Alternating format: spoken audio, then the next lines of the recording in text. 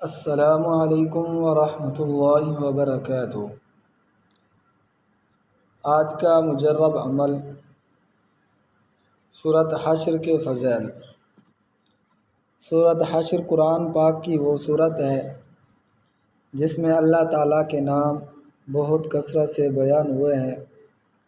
یہ سورت اپنے فضائل کے لحاظ سے بڑی بعظمت ہے کیونکہ حاجت روائی کے لیے اس کے اثرات بہت کثیر ہیں۔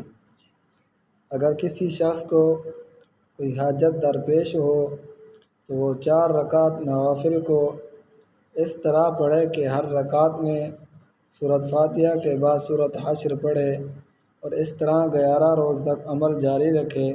انشاءاللہ تعالی جائز حاجات اللہ تعالیٰ کی رحمت سے پوری ہوگی۔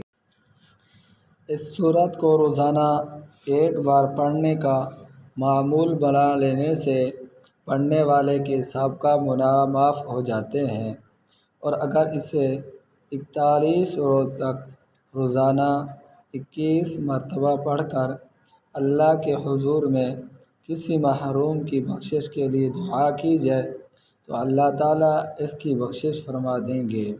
جو شخص اسے روزانہ کسی خاص مقصد کی خاطر 11 روز تک پڑھے اس کا مقصد حل ہوگا، اور اگر کوئی مشکل کام ہو تو اس میں آسانی پیدا ہو جائے گی اور اس کی روزی میں فراخی ہوگی۔